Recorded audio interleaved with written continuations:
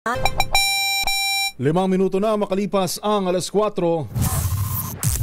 DZRH, magandang umaga Pilipinas sa DZRH Radio, DZRH TV at DZRH Online.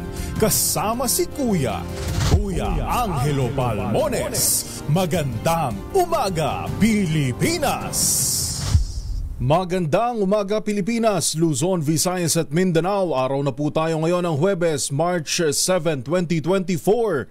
Sa pangalan ni Kuya Angelo Palmones, inyo pong makakasama sa 2 oras na balita at talakayan. Ito po si Yuel Reyes sa Magandang Umaga Pilipinas.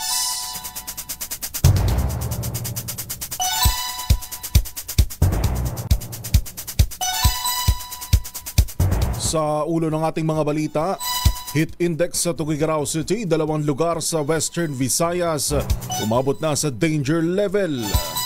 Zamboanga City, nagdeklara ng state of calamity dahil sa El Nino.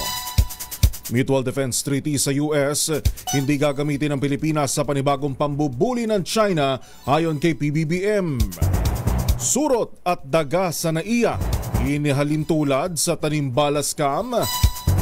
5 dayuhan naman limang dayuhang registered sex offenders hindi pinayagang makapasok sa Pilipinas.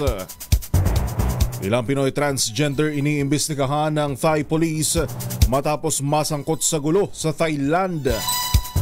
Pamilya ng 19 anyos na social worker pinatay sa harap mismo ng kanyang ina, sumisigaw ng hustisya.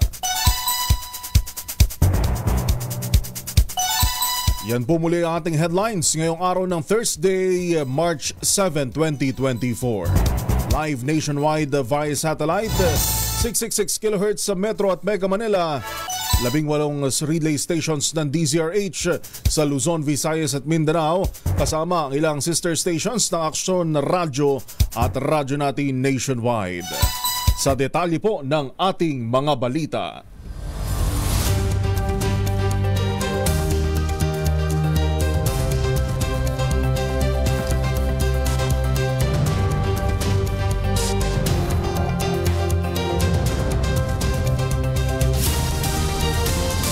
Pilipinas, una sa ating mga balita. Naitala ng DOST Pag-asa ang heat index sa Tuguegarao City, Cagayan na nasa loob ng danger level, epekto ng umiiral na El Nino phenomenon. Ang heat index sa Tuguegarao ay umaabot sa 42 degrees Celsius na posibleng magresulta ng heat cramps, heat exhaustion at mauwi sa heat stroke kung patuloy na malalantad sa sobrang init ng panahon. Naitala rin ng Pag-asa ang dangerous heat index na 42 degrees Celsius sa Rojas City, Capiz at Dumangas, Iloilo, kapwa nasa Western Visayas. Bukod sa nasabing mga lugar, nakaranas din ng danger level heat index ang Bacnotan sa La Union, Calapan sa Oriental Mindoro, Coron sa Palawan at Cotabato City, Maguindanao. Ang heat index ay sukatan ng temperatura na nararamdaman ng isang tao o iba sa aktwal na temperatura sa hangin. Ito ay kinalulukha o kinakalkula sa pamamagitan ng halumigmig at temperatura ng hangin. Upang maiwasan ang mga sakit na may kaugnayan po sa init, pinapayuhan po ng DOST Pag-asa ang publiko na limitahan ang kanilang oras sa labas, uminom na maraming tubig, iwasan ang tsaa, kape, soda at alak. 9 minuto makalipas ang alas 4. Sa kaugnay na balita ay sinailalim na sa state of calamity ang Zamboanga City dahil sa epekto ng El Nino phenomenon. Inirekomenda ng City Disaster Risk Reduction and Management Council ang deklarasyon dahil sa pagbaba ng water level sa Pasonanca Dam na nasa 74 meters na ngayon. Ang nasabing dam ang nagsusupply ng tubig sa East Coast at Central District ng syudad, gayon din sa mga lugar na dumaranas na ng water rationing dahil sa dry spell. 51 mula sa 60 mga barangay sa lugar ang apektado po na matinding epekto ng tagtuyot. 1% lang ng mga vulnerableng palayan sa bansa ang apektado ng El Nino phenomenon.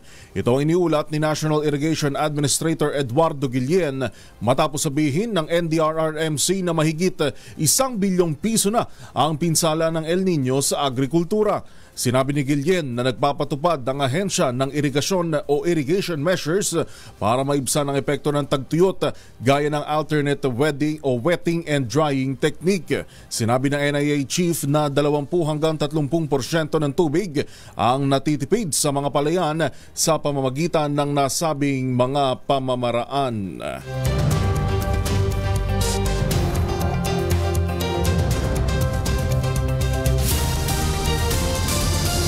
Ang ating pong oras, alas 4:11. Magandang umaga, Pilipinas! Sa iba pa pong mga balita, hindi pa igigiit ng Pilipinas ang Mutual Defense Treaty o MDT sa Estados Unidos. Ito ang posisyon ni PBBM matapos ang panibagong harassment ng China na ikinasugat ng 4 na Pinoy sa Ayungin Shoal. Ayon kay Pangulong Marcos, hindi pa ito ang panahon at hindi rin dahilan ang insidente para i-invoke ang Defense Treaty. Pero nagpahayag ng pagkaalarma ang Pangulo sa pambubuli ng China at tiniyak na maghaharap ng protesta laban sa dambuhalang bansa. I do not think that it is the time or the reason to invoke the Mutual Defense Treaty. However, we continue to view with great alarm this continuing dangerous maneuvers and dangerous actions that are being done against our seamen, our Coast Guard, and in this time they damaged the cargo ship and caused some injury to some of our seamen. And I think that we cannot view this in any way but in the most serious way. Ang tinig ni Pangulong Bongbong Marcos. Magandang umaga! Magandang umaga, Pilipinas!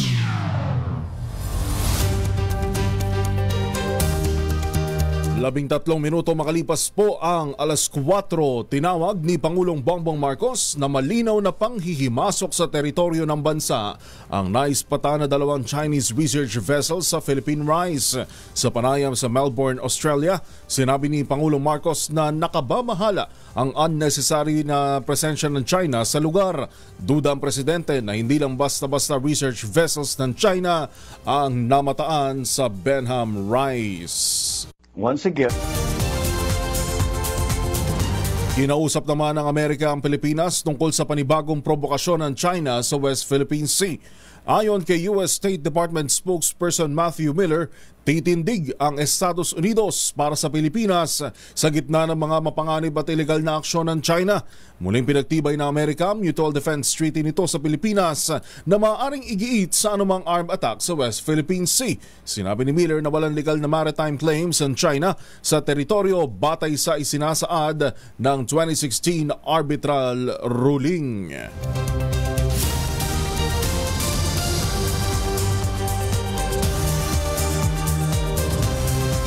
14 na minuto makalipas po ang alas 4.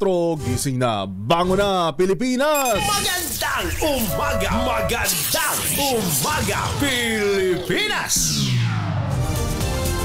Ang ating pong balitaan ay live na napakikinggan sa 666 kHz sa Metro at Mega Manila.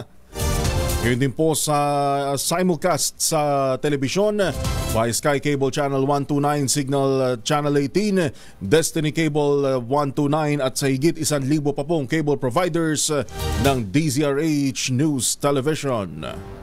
Sa iba pa po nating mga balita, nauubos na ang mga barko ng Pilipinas para sa resupply mission sa BRP Sierra Madre sa Ayungin Shoal.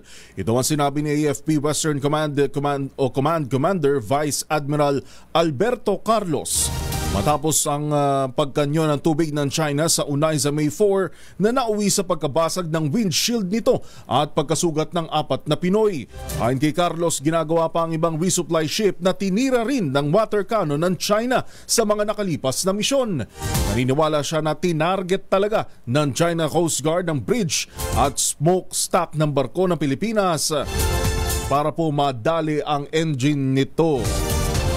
Ibig sabihin, kung ganito ho, may ganito bang kaibigan? May mga ganito bang mga bansang ganito bang turing ho kaibigan kuno natin? May Pangulo na nga mismo nagsabi na doon ho sa Philippine Rice, duda ho siya na research vessel ho ang mga ito. At dito naman sa resupply mission ho natin sa Ayungin Shoal, na pinangunahan po mismo ng ating Armed Forces of the Philippines. Ano po? Wala nang kinikilala ho itong China. Talagang ang pinornada ho yun hong makina. Pag nagkataon po, kawawa naman yung ating mga tropa na nandyan ho na nagsasagawa ng resupply mission.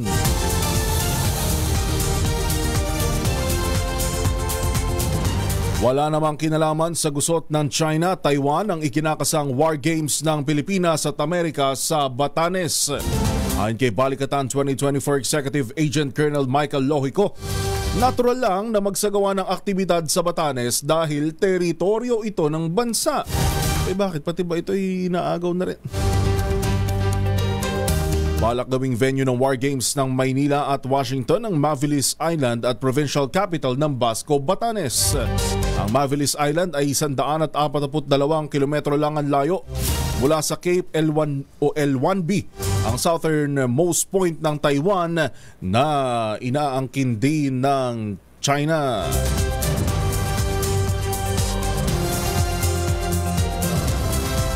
Labing 7 minuto makalipas po ang alas 4. Lumagda ang Pilipinas ng ASEAN-Australia-New Zealand Free Trade Agreement.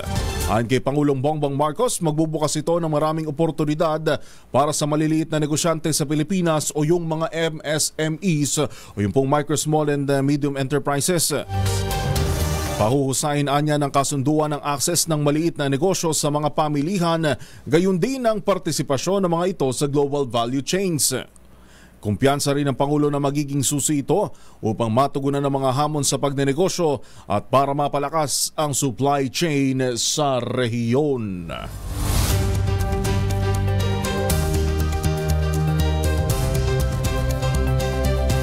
Babalikan po natin ang iba pa ang mga reports at mga balita. Standby lang sa mga balita naman sa probinsya. Ating pong oras, 18 minuto makalipas ang alas 4 ng umaga.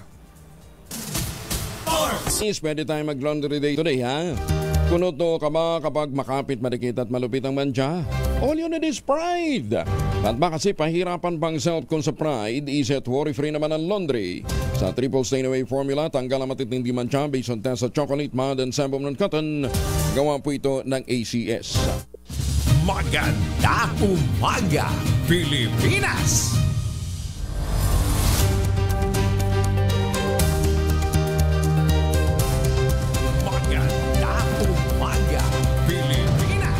Oras po natin 4:22 ng umaga. Gising na, paango na Pilipinas! Magandang umaga! Magandang umaga, Pilipinas! Balita naman po mula sa probinsya. 11 bayan sa Eastern Visayas, wala pa rin daw pong fire station. Ngayon pong Fire Prevention Month, nababalitaan ho natin na kaliwat kanan ho ang mga insidente ng sunog. Pero aminado naman ho ang Bureau of Fire Protection na meron pa rin ho, marami pa rin ho ng munisipalidad, ng mga syudad sa bansa ang wala pang mga sariling fire trucks o kaya naman fire stations. Diyan lamang sa Eastern Visayas ay 15 bayan po. Ano po? Ano kayang ginagawa nila para makaresponde sakaling may sunog? RH32 Jimmy Angay-Angay sa detalye. Jimmy. 15 mga bayan sa Eastern Visayas wala pang fire station. Ito ang sinabi ni Bureau of Fire Protection Assistant Regional Director for Operation Fire Senior Superintendent Randy Mindaros sa isang panayam. Ayon kay Senior Superintendent Mindaros, ang Marapi-Biliran wala pang fire station na may lupa na donasyon ng LGU pero kailangan pa ng clearance sa Mines and Geosciences Bureau para malaman na delikado sa baha, landslide ang lugar. Sa Almagro, Samar wala pang lot donation. Taram, Samar may lot donation na patuloy na tinatayo na ang naturang building. Sa Santo Niño, Samar, Tagapulaan, Talolora, Sumaraga wala pang donasyon ng lupa. Samantala sa Northern Samar may donasyon na sa lupa. Budget na lang ang inihintay. Sa Beril, Lapinig na sa early procurement na. Rosario, Victoria at San Vicente naman wala pang lot donation. Sa Eastern Samar, Llorente may donasyon na ng lupa, may Dulong at Mercedes wala pang donasyon ng lupa. Mula sa Action Radio Tacloban, ito si Arstro Tito Jimmy Angay-Angay. Tuloy-tuloy sa balita, tuloy-tuloy sa serbisyo, sama-sama tayo Pilipino. Maraming salamat, Jimmy. Balik sa Metro Manila, duda ang isang mambabatas sa paglabas ng mga daga sa Ninoy Aquino International Airport. Kasunod ng issue ng surot na inireklamo ng ilang pasahero sa paliparan. Ayon kay ako, Bicol Party List Representative Raulo Angelo Bongalon, posibleng sinadya ang pagkakaroon ng daga sa NAIA o nagkaroon ng tanim daga. Sabi ni Bongalon, hindi imposible ang kanyang haka-haka na layon anyang sirain ang imahe ng kasalukuyang administrasyon. Paalala ni Bongalon na minsan nang nagkaroon ng tanim bala sa NAIA bilang paraan ng pangingikil ng mga tiwaling airport personnel, kaya't posible rin ang tanim daga.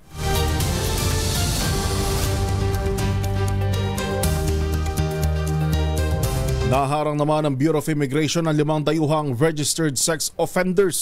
Ito'y matapos tangkaing pumasok sa Pilipinas kahapon. Kinilala ng BI ang mga sex offender na sina Daniel Lee Downey, 45 anyos, Shannon Barlow, 60 years old, Randy Ray Rogers, 64 years old, John Herbert Timbol at Richard Neil Smith na 73 years old na po, na bawang mga residente ng New Zealand at Amerika.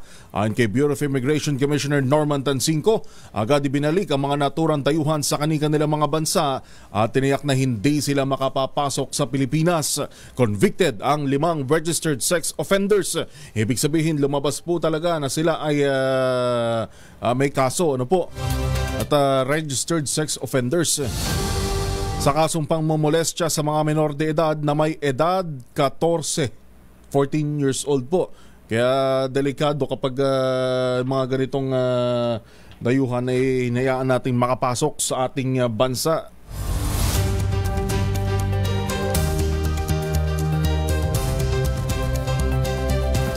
Oras po natin na alas 4:26 ng umaga.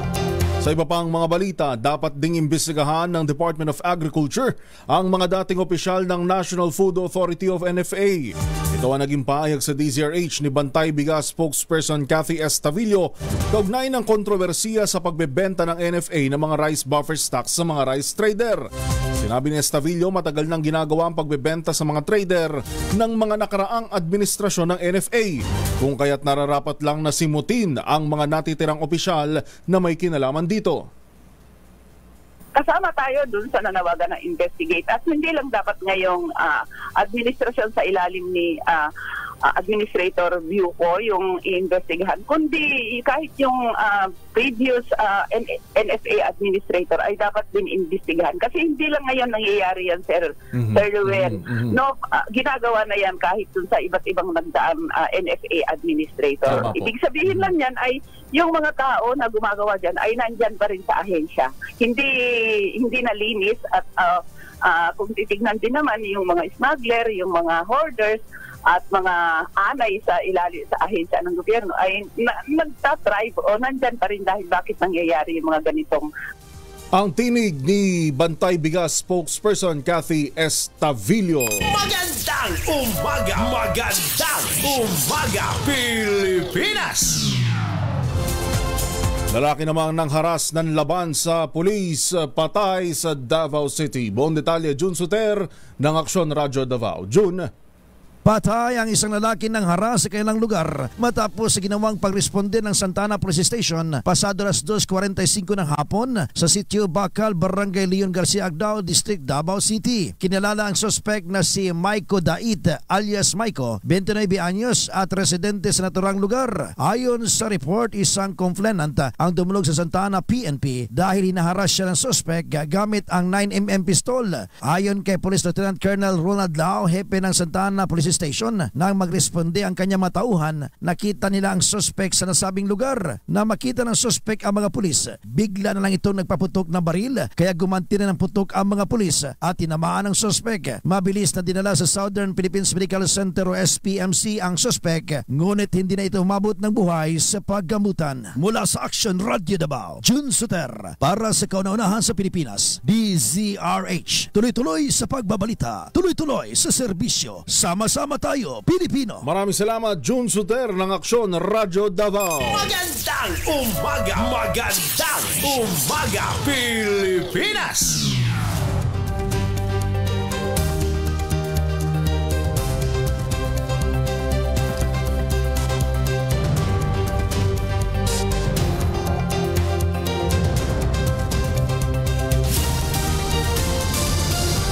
Alas 4:30 na po ng madaling araw. Gising na ho, bangon na, kape-kape na.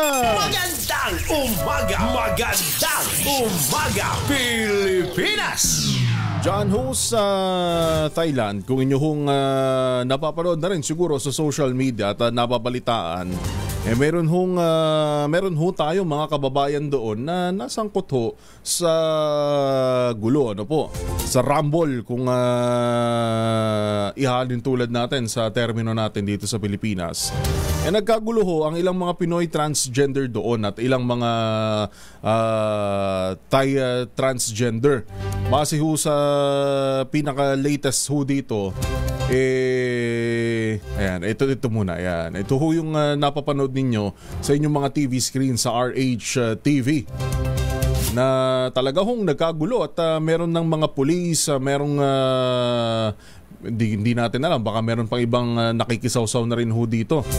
Dahil ito po'y nangyari sa Thailand at ang nakaaway o nakaalita ng ating mga kababayan doon na Pinay transgender, mga transgender rin ho na Taiwanese, ano po? O Taiwanese, Thailander, ano po? At ang latest po dyan ay iniimbestigahan na ng Thai Police ang ilang Pinoy transgender matapos masangkot sa gulo sa mga Thai na ladyboy sa harap ng isang hotel sa Soi Sukhumvit 11 sa Watana District ng Bangkok, Thailand noong Lunes ng gabi.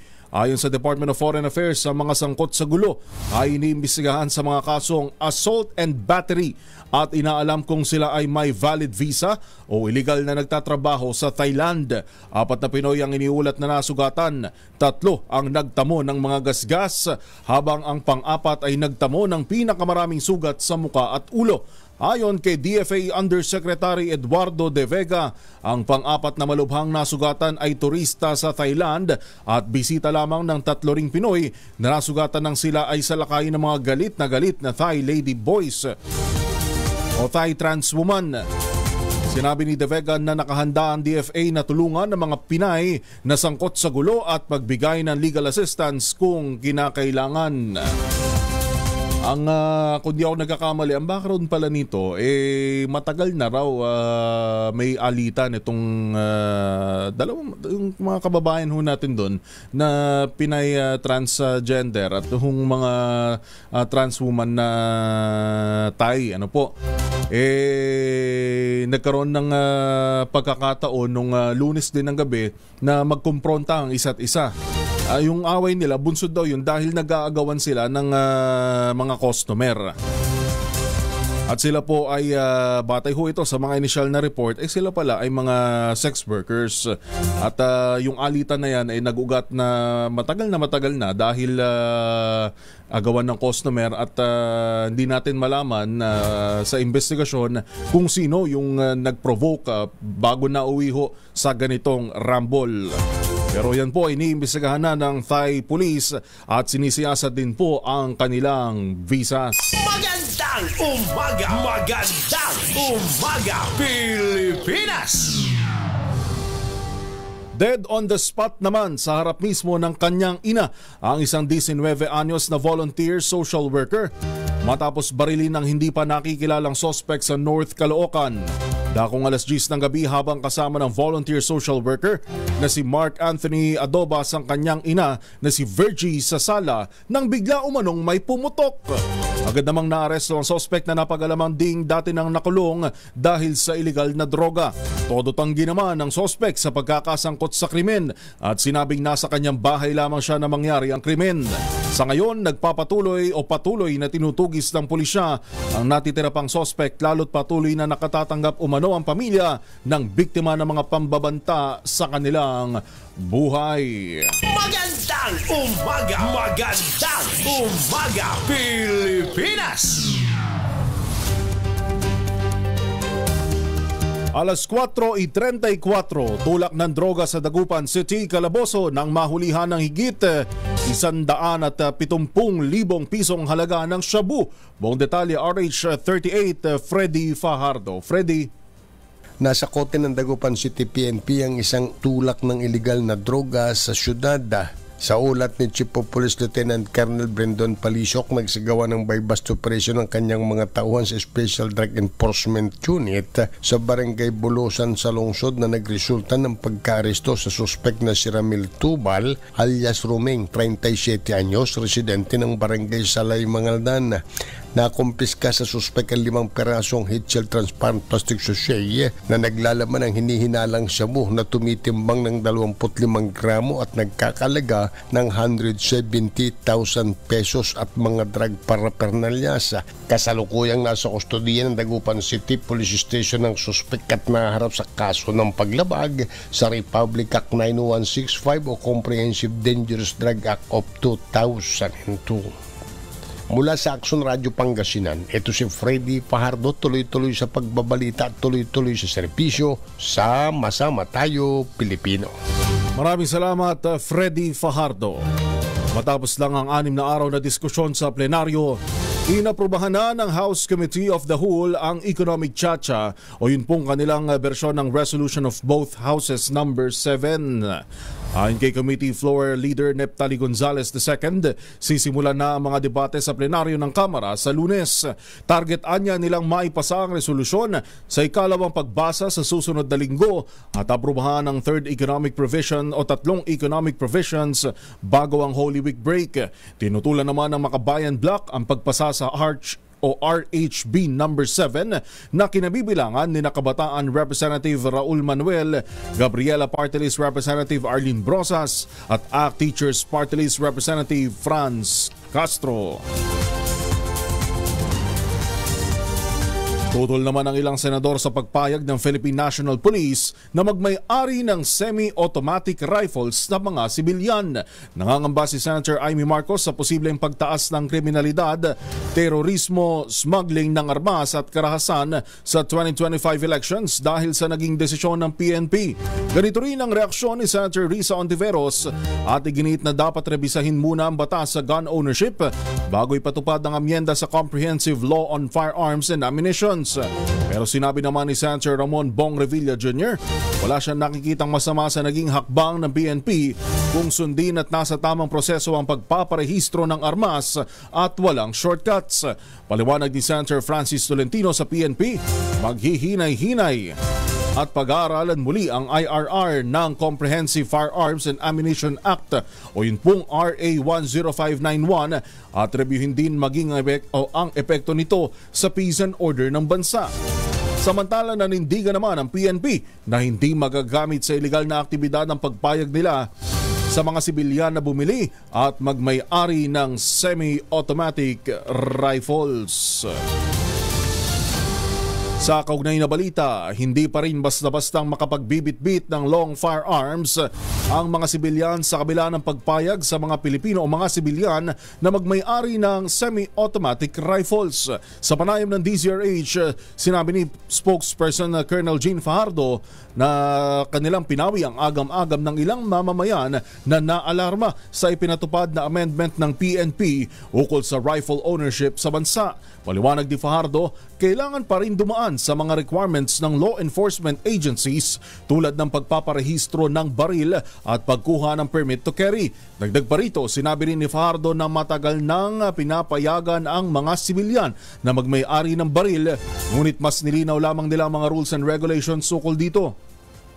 Ang pagdadala po ng baril ay dapat po ikaw po ay ipan po doon sa rehistro ng baril, lisensya po ng may dala ng baril ay dapat may permit to carry ka po.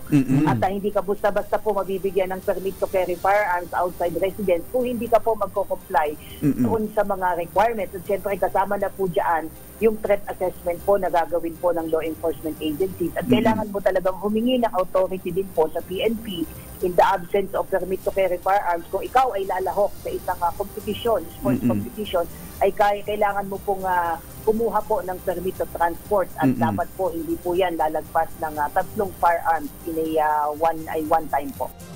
Ang tinig ni PNP spokesperson Colonel Jean Fajardo.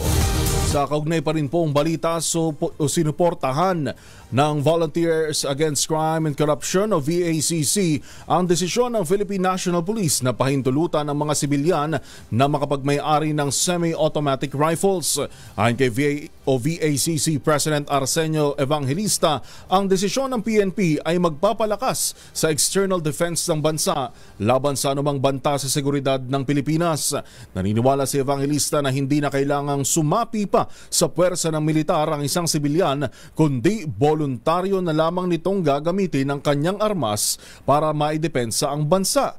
Samantala, tiniyak naman ng PNP na pawang mga kwalipikadong sibilyan lamang ang papayagang makapagmay-ari ng semi-automatic rifles. Do sa external, sa naman natin dito yung Sigalot sa West Philippine Sea kung saan merong external threats. Hindi tayo magiging sitting duck just in case merong ganyang invasion, or even especially pag may training po tayo.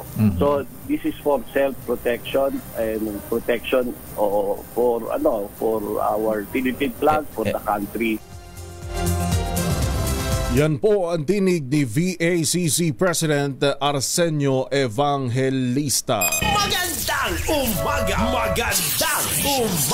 Pilipinas! Ang ating pong oras, napakabilis. Alas 4:40, 20 minuto na lang po, alas 5 na ng umaga.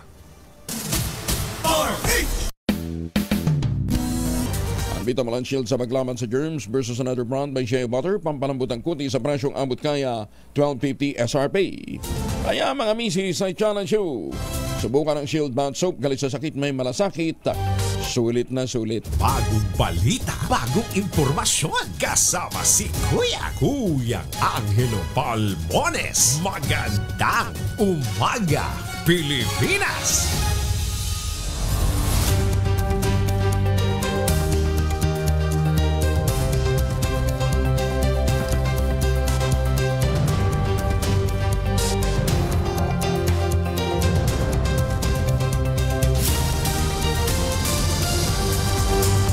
Ang ating pong oras, 14 na minuto na lang po, alas 5 na ng umaga. At good morning muna sa lahat ng mga nakatutok po sa atin sa iba't ibang mga probinsya at ating mga OFWs na suking na nakikinig at nakatutok sa Magandang Umaga Pilipinas. Good morning po kay Ariel Limos sa mga kababayan natin dyan po sa Cabuyao, Laguna. Sa Silay City, Negros Occidental, kay Vernilio Sianosa, good morning sir. At kay Aldi Idorot ng Caloocan City. Fernan Estebar, good morning. Ivy Gutierrez, Miss Ria Soto, Miss Cecil Santos at sa mga nakatutok naman sa atin dyan po sa Batangas. Good morning po. At maging sa Marinduque, maganda daw ang mga tanawin at dagat na dyan. Ano po? Nakatutok naman si Josue. Alam nyo po, maraming nagko-comment din ho dito maraming nagpapadala sa atin ng komento tungkol pa rin doon sa pangamba sa paggamit ng semi-automatic rifles. Ano po? Ito nga lang ho nangangamba na baka daw dumami ang hold-upper na makikita ho natin na gumagamit na ngayon ng semi-automatic rifle dahil aminado naman ho nakikita naman ho natin na may problema ho talaga sa Pilipinas pagdating sa law enforcement.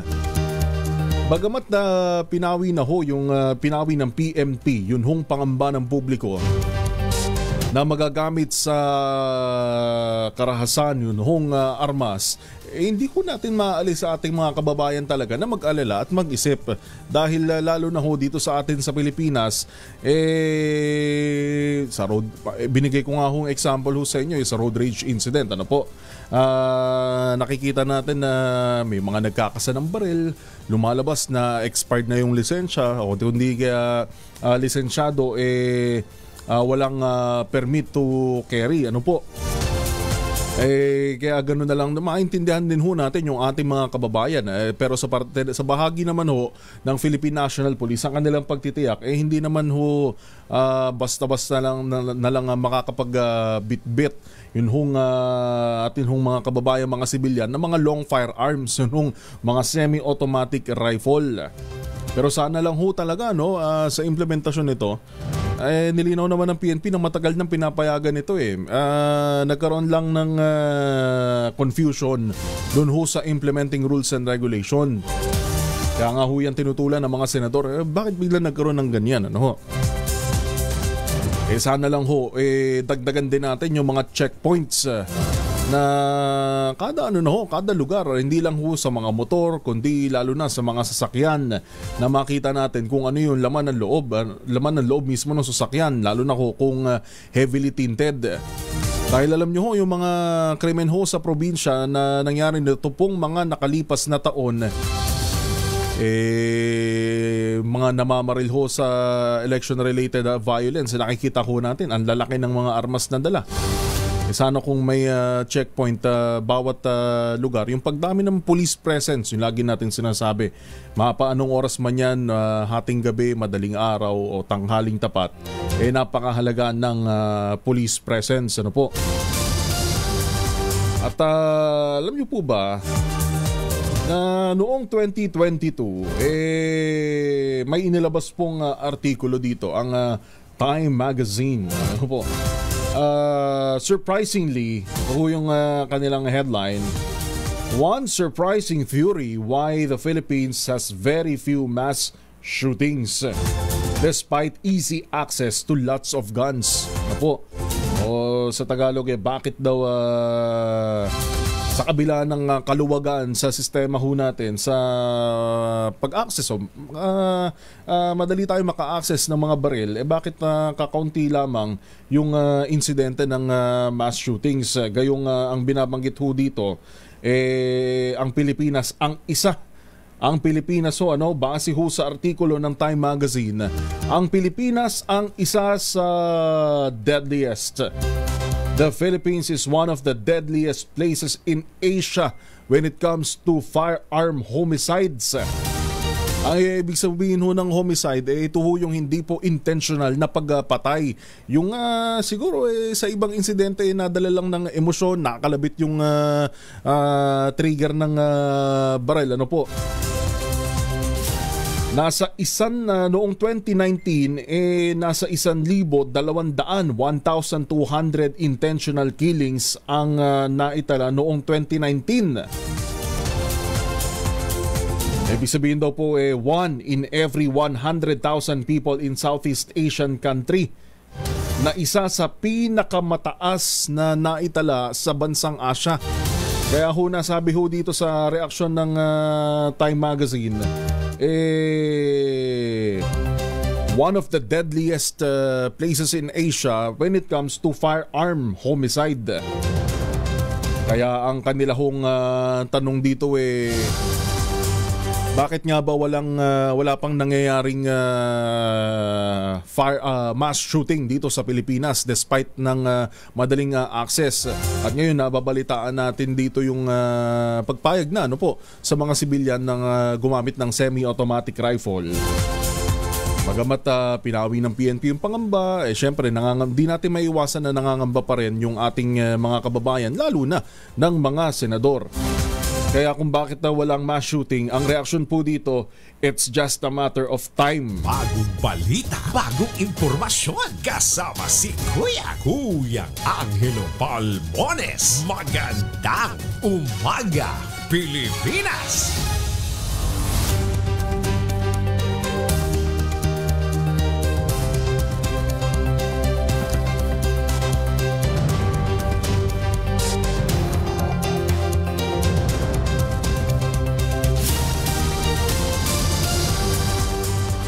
Alas 4:53, 7 minuto na lang po, alas 5 na, gising na, bango na Pilipinas! Magandang umaga, Pilipinas! Isa naman pong driver huli sa aktong nagpapabili ng shabu sa inilunsad na dry o buy-bust operation sa Lebac, Sultan Kudarat. Buong detalye, RH19, June De Makutak. June. Arestado ang isang driver sa aktong nagpapabili ng shabu sa isang pulis na nagpanggap bilang buyer sa inilunsad na drug buy-bust operation sa Purok, Quito, Barangay Timpuan, Lebac, Sultan Kudarat. Ang drug suspect na kinilala lamang sa alias na Jet, residente ng Purok Acacia 1, Barangay Poblacion 3 sa bayan ng Lebac, Sultan Kudarat, ay sinasabing matagal na umanong minaman-mana ng mga tauhan ng PIDEA. Makaraang may mga nag-report sa kanila kaugnay sa aktibidad ng drug suspect na di umano'y bagsakan ng shabu sa lugar at isa sa mga source ng shabu sa bayan ng Lebac. Narecover mula sa drug suspect ang ginamit na 500 peso bill drug buy-bust money, 4 na heat-sealed plastic transparent sachets na naglalaman ng puting crystalline substance na hinihinalang shabu na may timbang na more or less 29.1 grams at may market value na 197,880 pesos. Sa patuloy na interogasyon sa drug suspect, inasahang matutuntun pa ng otoridad ang ibang kasamahan nito at ng iba pang grupo na ang negosyo ay shabu sa bayan ng Lebac, Sultan Kudarat. Isinampa na ang kaso laban sa drug suspect bilang paglabag sa Republic Act 9165 na kilala bilang Batas ng Comprehensive Dangerous Drugs Act of 2002. Mula sa kaununahan sa Pilipinas, DZRH, ako si RH19, June De Makutak. Tuloy-tuloy sa pagbabalita, tuloy-tuloy na serbisyo, sama-sama tayo Pilipino.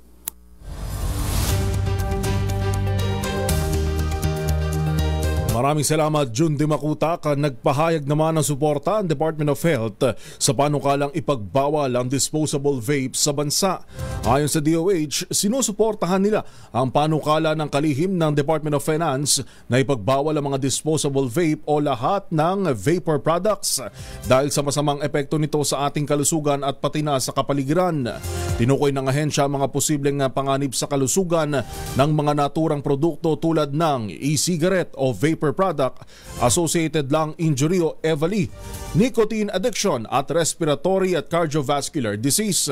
Dagdag pa rito, nagiging electronic waste din ang disposable vapes lalo't naglalaman ito ng mga nakapipinsalang kemikal na maaaring tumagos sa lupa at humalo sa tubig. Pinalulutang naman ni Finance Secretary Ralph Recto ang posibilidad na pagbabawal ng pagbenta ng mga disposable vapes sa Pilipinas. Ayon kay Recto, dapat ipagbawal na ang mga produktong ito lalo't karamihan ay hindi rehistrado sa Department of Trade and Industry o DTI at hindi nagbabayad ng excise tax.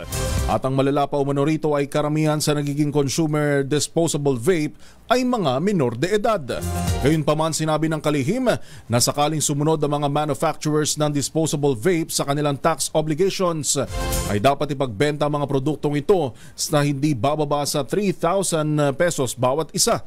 Sa ngayon, naglalaro lamang ang presyo ng disposable vapes sa higit 120 pesos hanggang 430 pesos sa mga online marketplace. Bangkay naman ang isang lalaki na isinirid sa sako at itinapon sa gilid ng kalsada sa Mariveles, Bataan, hindi pa rin kilala. Buong detalye RH37, Danny Kumilang. Danny.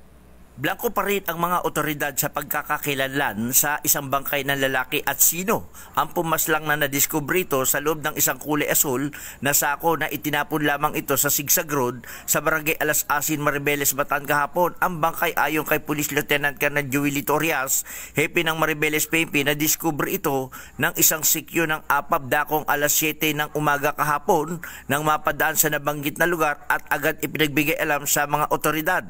Ang bangkay ayon kay Police Lieutenant Colonel Joelito Orias, posibleng may 2 araw na ito na itinapon sa hi ng dalang masangsang na amoy. Wala pang inilalabas na report ang SOCO ng sanhi ng pagkamatay ng biktima. Ang pagkakakilanlan ay nakasuot ito ng V-neck na sando, brown short pants at may taas ito na 5 feet 2 inches, nasa edad na 30 hanggang 36 at maiksi ang buhok dito. Samantalang nananawagan si Colonel Orias sa publiko na sinumang may nawawalang kaanak na tumutugma sa nabanggit na deskripsyon ng bangkay ay makipag-ugnayan lamang sa Maribeles PNP. Mula sa kauna-unahan sa Pilipinas, DCRH, ito si Danny Kumilang. Tuloy-tuloy sa pagbabalita, tuloy-tuloy sa serbisyo. Sama-sama tayo, Pilipino! Magandang umaga, Pilipinas! At sa ating balitang showbiz, aktor na si Jerry Craval abay nakababangon na po dahil sa mga sa bagay, pag mga puro kontrabida role nga naman, ang sabi ng mga artista, parang na-adapt na nila yung mga ganong ugali. Pero tingnan natin, ano ba itong nangyari kay Jerry Craval sa report ni ating showbiz legend, Tita Morley Alinio. Tita Morley. Gising na ang showbiz, rampa na Pilipinas. Nagkaroon ako ng chance na makausap si Jerry Craval at ayon sa naturang action star, mas gusto daw niya ang maging kontrabida kaysa sa bida. Pero okay lang din daw maging bida. Pero mas maganda daw ang kontrabida dahil mas maraming ginagawang pelikula. Ayon kay Jerry, dumating daw sa punto ng kanyang karir na wala talaga siyang makuhang proyekto. Kaya naman, marami sa kanyang mga ari-arian ay naisanla o naibenta niya. Pero ngayon daw ay unti-unti na daw uling nakababangon ang naturang aktor dahil sa dami na rin ng mga proyektong inaalok sa kanya, partikular na sa role na kontrabida. Yan ang ating DZRH Showbiz Status News. Ito po ang inyong RH47, Morley Alinio. Tuloy-tuloy sa pagbabalita, tuloy-tuloy sa serbisyo. Sama-sama tayo, Pilipino. Babu! Bagong balita, bagong impormasyon. Kasama si Kuyang Angelo Palmones. Magandang umaga, Pilipinas! Ang atin pong oras, alas 5 na ng umaga.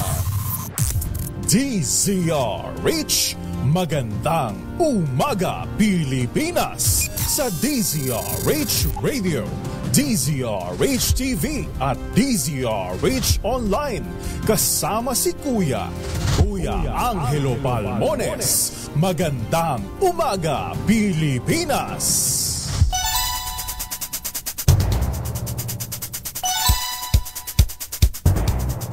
Sa atin pong headlines, heat index sa Tuguegarao City, 2 lugar sa Western Visayas, umabot na sa danger level. Zamboanga City, nagdeklara ng state of calamity dahil sa El Nino. Mutual Defense Treaty sa US hindi gagamitin sa Pilipinas sa kabila ng water cannon incident sa West Philippine Sea. Surot at daga sa NAIA inihalin tulad sa Tanim, Balascam. Ibang dayuhang registered sex offenders hindi pinayagang makapasok sa Pilipinas. Ilang Pinoy transgender iniimbestigahan ng Thai Police matapos masangkot sa gulo sa Thailand. 4 po dyan sugatan. Pamilya ng 19 anyos na social worker na pinatay sa harap mismo ng kanyang ina, sumisigaw ng hustisya. Yan po muli ang ating headlines ngayong araw ng Huwebes, March 7, 2024. Sa pangalan pa rin po ni Kuya Angelo Palmones, Live nationwide via satellite sa DZRH 666 kHz AM band sa Metro at Mega Manila. 18 relay stations ng DZRH sa Luzon, Visayas at Mindanao, kasama ang ilang stations ng radyo natin nationwide at Aksyon Radyo. Ito po si Yuel Reyes sa Magandang Umaga, Pilipinas! Magandang umaga! Magandang umaga, Pilipinas!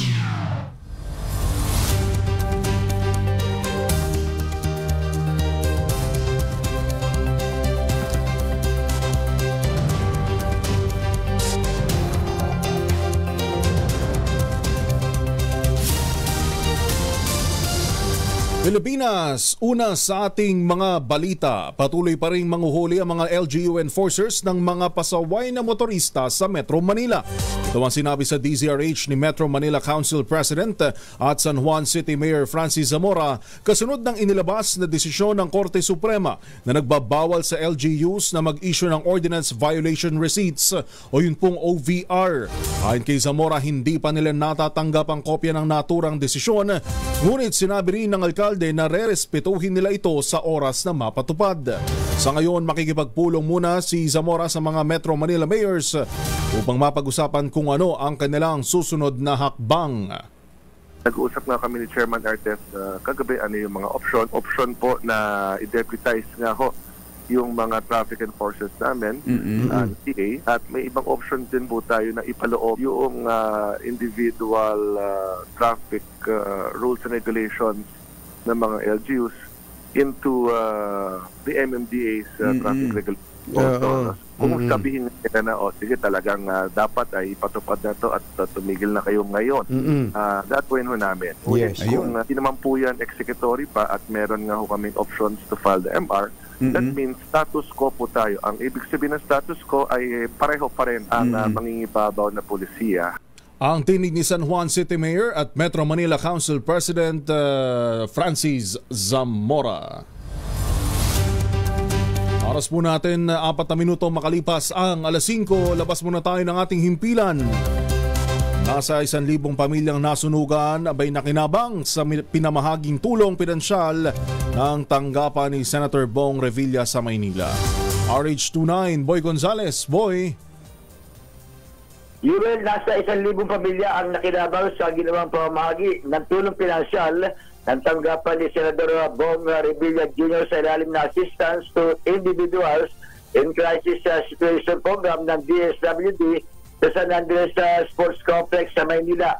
Pinangunahan ni mismo ng may bahay ng Senador na si Congresswoman ng Cavite ng 2nd District na si Lani Mercado Revilla ang pamahagi ng 3,000 piso na financial assistance kasama si Manila Vice Mayor Yuserbo, kung saan ang mga pamilya ay nakinabang pawang mga naging biktima ng sunog. Kabilang na din sa nakatanggap ng ayuda ang mga humingi ng ibang tulong sa Manila Social Welfare Department na mga residente mula sa District 1 hanggang District 6. Sa naging payag ni Congresswoman Lani, muli siyang nagpaalala sa lahat ng mga magdoble ingat upang maiwasan ang insidente ng sunog. Nagpasalamat din si Mayor Hani Lacuna at ang mga residente sa tulong pinansyal na natanggap nila, lalo na sa ang iba hindi pa nakakabangon matapos naging biktima ng sunog. Para sa kauna-una sa Pilipinas DZRH, ito si Boy Gonzales, tuloy-tuloy sa pagbabalita. Tuloy-tuloy sa serbisyo, sama-sama tayo Pilipino. Maraming salamat, Boy. Mas malaking pondo manawan dapat na ilaan sa ilalim ng 2025 national budget upang mapalakas ang kakayahan ng Pilipinas sa pagtatanggol sa West Philippine Sea. Ito ang sinabi ni House Deputy Majority Leader at Mandaluyong City Representative Neptali Boyet Gonzales II sa isinagawang pulong balitaan sa Kamara nitong Miyerkules. Binigyan din ni Gonzales ang kahalagahan na mabigyang prioridad ng maritime security lalo at tumataas ang tensyon sa pinag-aagawang teritoryo at ang pangangailangan na mapanatili ang pangrehiyong seguridad.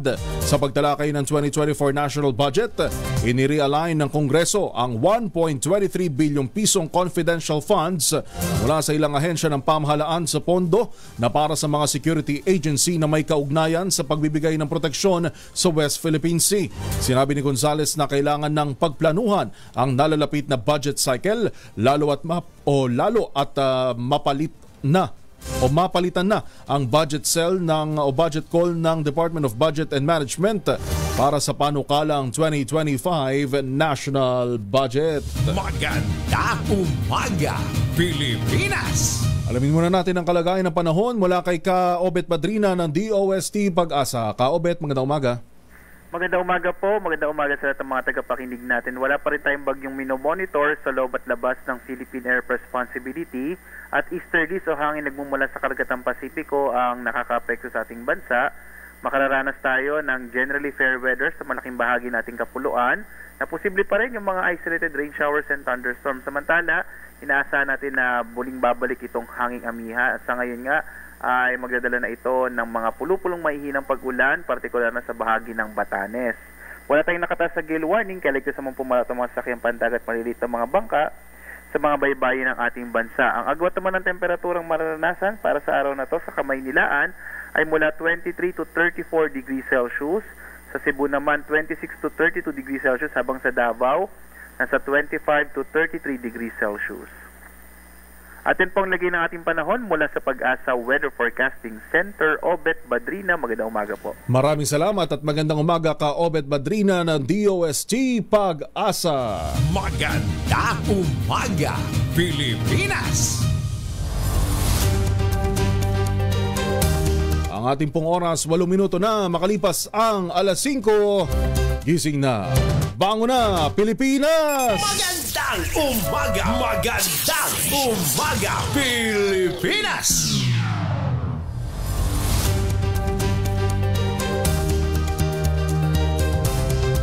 Sa iba pa po nating mga balita, pinaalerto ni Congressman Robert A. Barbers ang mga local government agencies sa gitna ng report na may mga Chinese nationals na may hawak na mga Philippine passport na nakuha sa iligal na paraan. Ayon kay Barbers, nasa likod ng naturang mga illegally acquired passports ay mga Chinese mafia na gumamit ng pekeng dokumento. Sabi ng mambabatas, kailangan na mahuli ang mga miyembro na ito ng Chinese mafia na nagagawang mandaya para makakuha ng passport at iba pang government o documents upang makagawa ng illegal na aktibidad sa bansa. Ginawa ni Barbers ang pahayag sa gitna ng imbitasyon o investigasyon ng House Committee on Dangerous Drugs kaugnay ng 3.6 bilyong pisong halaga ng droga na nakuha mula sa 4 na bodega ng Chinese na kinilalang si Willie Ong noong 2023. Lumabas sa investigasyon na si Ong ay nagawa ring makapandaya ng kanyang mga ID sa Pilipinas. Kaya posible rin na ang kanyang mga tauhan ay mga peke rin na mga dokumento.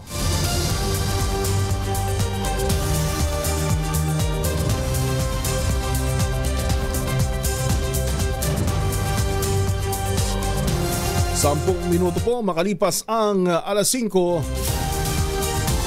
Sa nakakalungkot po na balita ay pumanaw si dating DTI Secretary at NAMFREL founder Jose Concepcion Jr. sa edad na 92 o 92. Inilarawan si Concepcion ng kanyang pamilya bilang epitome of the patriot o industrialist at naniniwala sa kakayahan ng bansang maabot ang economic development. Kinilala naman ng Makati Business Club ang ambag ni Concepcion sa transparency na makasaysayang 1986 elections sa pamamagitan ng NAMFREL. Si Concepcion ng DTI Secretary sa ilalim ni dating Pangulong Cory Aquino at naging miyembro ng 1971 Constitutional Convention. Sa iba pa po nating mga balita sa oras na alas 5:11. Ay Ito, may good news po tayo dahil bababa ang singil sa kuryente ng Meralco ngayong buwan ng Marso. Bunsod ang pagbaba ng generation charge. Ito ang kinumpirma ni Meralco Vice President and Corporate Communications Head Joe Zaldarriaga, bagamat wala pa siyang ibinibigay na eksaktong presyo kung magkano po ang itatapyas sa bill sa kuryente. Bukod sa mababang generation charge, sinabi ni Zaldarriaga na ang pagbaba ng singil ay bunsod ng operasyon muli ng San Buenaventura Power Plant matapos na sumailalim sa maintenance. Bumaba rin anya ang wholesale electricity spot market dahil sa bumuting sitwasyon sa Luzon grid. Noong nakalipas na buwan, nagkakahalaga ang singil sa kuryente ng 11.9168 pesos per kilowatt hour. At yan na lang po ang ating antabayanan kung magkano ang ibababa sa ating bill sa kuryente ng Meralco. Balita naman tayo sa Cavite, Bacoor LGU at Land Transportation Office lumagda sa Enhanced Traffic Management System. Ano ang ating aasahan dito? RH27, Noche Cacas. Noche, good morning. Good morning, Yoel. Lumagda na sa kasunduan ang Land Transportation Office at ang Bacoor City Local Government Unit para sa isang enhanced traffic management system. Ito ay naglalayong palakasin ang transparency at efficiency kabilang ang pag-upgrade sa pagpapatupad ng traffic laws kung saan ang handheld devices na gamit ng Bacoor traffic enforcers ay accessible in real time sa LTO database. Na ganito umanong na sistema, ang traffic violators na naisyuhan ng OVR ay direktang papasok sa record ng driver's license para sa demerit. Napaloob rin sa kasunduan ng lisensya ng driver ay maaari rin umanong hindi muling makapag-avail ng 10-year validity o pwede pang kaharapin ang suspension o revocation. Sa payag ni Bacoor City Mayor Strike Revilla, ang LTO-LGU Interconnectivity Program ay nagpapaalala sa violators na bayaran ang fines online para hindi na kailangan na pang magsadya sa City Hall. Ang hakbang umano na ito ay upang labanan ang street level corruption. Mula sa kanunan sa Pilipinas, DCRH. Ako si Noche Cacas, tuloy sa pagbabalita, tuloy-tuloy sa serbisyo, sama-sama tayo, Pilipino. Maraming salamat, Noche Cacas. Ang ating pong oras, alas 5:14. Pinuri naman ni Speaker Ferdinand Martin Romualdez si Pangulong Ferdinand Marcos Jr. sa ginawa nitong pagtataguyod ng pambansang interes sa pamamagitan ng pagdadala ng usapin ng West Philippine Sea sa ASEAN-Australia Special Summit. Kinilala rin ni Speaker Romualdez ang hakbang ni Pangulong Marcos upang lalong mapalakas ang estratehikong alyansa ng Pilipinas at Australia at ang malaking ambag nito upang mas tumibay ang relasyon ng dalawang bansa at mga kasapi ng ASEAN. Noong Martes, ginamitan ng water cannon ng Chinese Coast Guard ang barko ng Pilipinas na nagsasagawa ng resupply mission sa Ayungin Shoal dahilan upang mabasag ang windshield ng isa sa mga barko at masugatan ang 4 na sakay nito. Sa Leaders Plenary Session sa Summit, nagpasalamat ang Pangulong Marcos sa tulong at suporta ng ASEAN at ang ginagampanan nito para matiyak ang kapayapaan at katatagan ng Indo-Pacific region. Nagpasalamat din ang Pangulong Marcos sa Australia sa patuloy nitong pagsuporta sa pagpapatupad ng batas ng 1982 United Nations Convention on the Law of the Sea o UNCLOS at 2016 Arbitral Award na nagbabasura po sa pahayag ng China na sa kanila ang West Philippine Sea. Alas 5:15, umaasa naman si Senadora Amy Marcos na mapaupondahan ang expanded centenarian law ngayong taon. Ayon sa Senadora, 2.4 bilyong piso lang ang kailangan para matanggap na ng mga lolo at lola na aabot sa edad 80, 85, 90 at 95 ang kanilang 10,000 piso. Ang ating budget dyan ay 2.6 billion.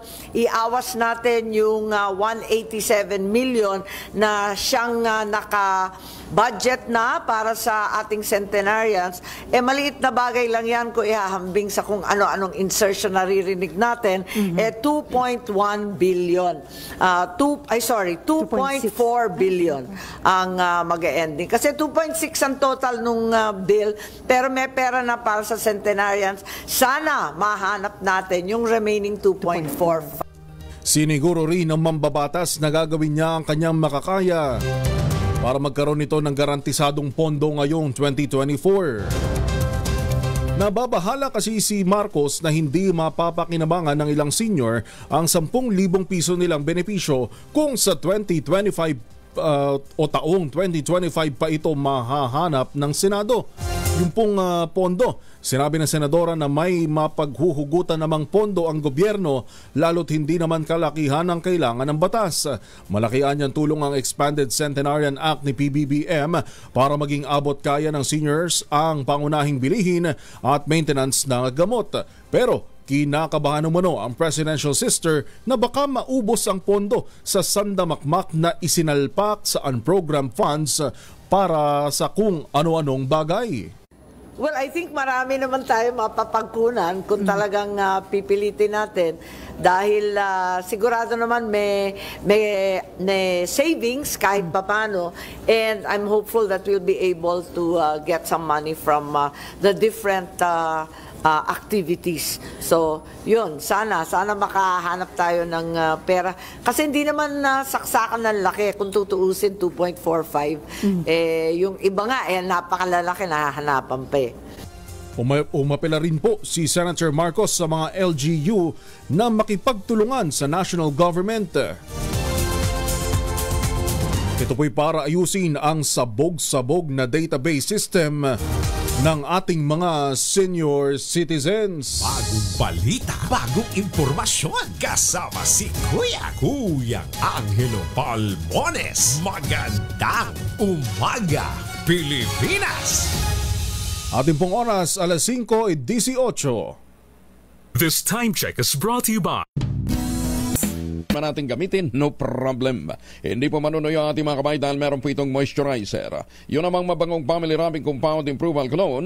Aba, yan yung mabangong isopropyl alcohol na ginagamit ng mga masahista, mga barbero, mga doktor, mga nurse, mga kumadrona for sponge beating and other cleansing purposes. Family Rubbing Alcohol parang di siya reachable na sa mahabang panahon. Mabibili sa naman butik at convenience stores nationwide. Family Rubbing Alcohol hindi lang pampamilya, pang sports pa. Yan po sa Sibera Mabalacan, Sibera Bacolor at sa Mira. Mga proyekto po ito ng Westchester Realty. Pinakamurang ready for occupancy unit ngayon sa housing industry. Easiest term, 5% lamang pwede pang gives. Tapos take out po ng Pag-ibig housing loan. After 7 days, pwede ka nang maglipat bahay agad. Ito pa rin ang pangarap na magkaroon ng sariling bahay sa presyong abot kaya. Makipag-ugnayan po sa 0996-501-5555 o diligyan sa 0947-434-5555. Bakit nga ba mangungupahan pa kung kaya mong magkabahay na? Napakamura. Plus, may chance ka pang manalo ng trip for two to Thailand, to Japan, to Singapore. Kung saan ho tatama yung inyong dart. Ulitin natin, 0996-501-5555 o sa 0947-434-5555. Yan po yung mga hot numbers ng Westchester Realty. Magandang umaga, Pilipinas!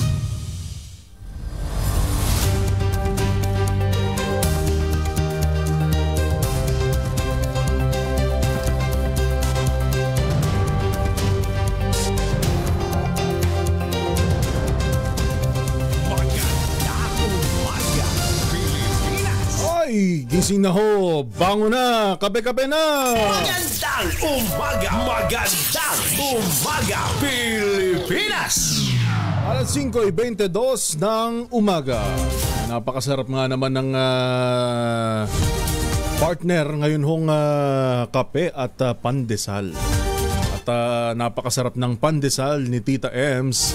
At tinitingnan ko nga kanina sa salamin kung meron pa ako nung breadcrumbs dahil commercial break, sumubo tayo ng konti at napakasarap lalo na ho ng partner ng kape at pandesal. Kundi lang kape, kahit chocolate, lalo na kung tangerine chocolate mula sa Quezon, yan ang napakasarap po talaga. Oras natin 5:23 ng umaga.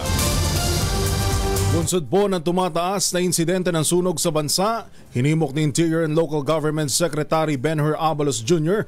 ang mga residente ng Metro Manila na ipa-inspeksyon ang kanilang mga linya ng kuryente. Ito ay kasunod ng plano ng Bureau of Fire Protection na pagdalagay ng hotline number para sa mga residente kung saan maaari silang tumawag at humingi ng voluntaryong inspeksyon sa kanilang mga bahay. Ayon kay Abalos, magiging malaking tulong ito sa kanilang layunin na mabawasan ng mga insidente ng sunog sa bansa. Sinabi naman ni BFP Director Louie Puracan na sinisimulan na nila ang pagsasanay sa kanilang mga tauhan para sa naturang programa. Samantala sa kabuuang bilang, 600 insidente ng sunog na ang naiulat sa NCR mula Enero hanggang Pebrero ng taong ito pa lamang. Pinayuhan naman ni Puracan ang publiko na sundin ang fire safety measures lalo na't Marso ang peak ng mainit na panahon na pinalalala pa ng El Nino phenomenon. Magandang umaga, Pilipinas! Lalaking wanted sa kasong murder sa Caloocan natunton sa palibot ng judicial compound ng lungsod. Buong detalye RH23. Edwin Duque. Edwin, good morning. Morning, Joel. No? Ilang oras lamang nakaraang pirmahan ni Judge Rowena Bilago ang RTC 121 ang warrant of arrest sa isang murder suspect sa Caloocan. Agad na itong pinusasan sa mismong judicial complex ng lungsod ng mga membro ng District Intelligence Division ng mga tauhan. Itong si Police Lieutenant Colonel Robert Salas. Nakilala itong suspect na si alias Junjun na kabilang umano sa wanted na hinahanap kung saan ay nasa palibot lamang pala na judicial compound. Ayon sa opisyal, nakatanggap sila ng impormasyon kaugnay sa kinaroroonan ng suspect. At na isilalim ito sa surveillance operation ay agad na itong pinaluwap yung kanyang warrant sa tanggapan itong si Bilago. Kahapon din hapon lang mapirmahan ang warrant of arrest agad itong dinampot ng mga otoridad. Wala pa rin sa kauna sa Pilipinas, Bisa rin sa Kusara Stone 3. Edwin Duque, tuloy-tuloy sa pagbabalita, tuloy-tuloy sa serbisyo. Sama-sama tayo, Pilipino. Maraming salamat, RH23, Edwin Duque. Oy, maayong buntag ho sa lahat ng mga nakatutok sa atin, sa mga kababayan natin dyan sa Negros Oriental, sa City of Gentle People, sa Dumaguete City, ngayon din po sa Valencia at Tanhay, Negros Oriental. Maayong buntag po gayon din kay Alfredo Medel na nakatutok naman dyan sa General Santos City.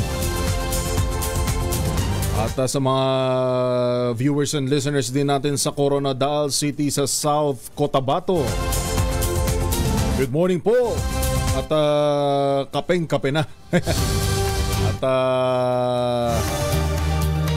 sa mga may pasok pa ho ngayon, ano? Huwebes pa lang po at hindi pa long weekend. Matagal pa po yun. 2 linggo pa.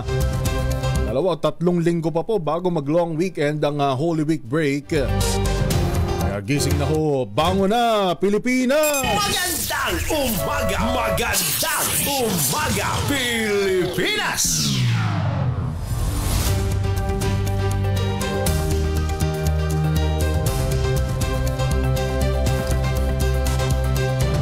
Alas 5:27, pumalos sa 9.4 milyon ang mga Pilipinong walang trabaho noong Disyembre ng nakalipas na taon sa survey ng Social Weather Station o SWS. Katumbas ito ng 19.5% jobless rate, mas mataas kumpara sa 16.9% o 7.9 milyong Pilipinong walang trabaho noong Setyembre 2023. Pinakamataas ang unemployment rate sa Metro Manila na may 23.2%, Visayas na may 18% at Mindanao na may 15.6%. Lumabas din sa survey na bahagyang mataas ang joblessness sa urban areas na may 21.2% kumpara sa rural areas na may 17.8%.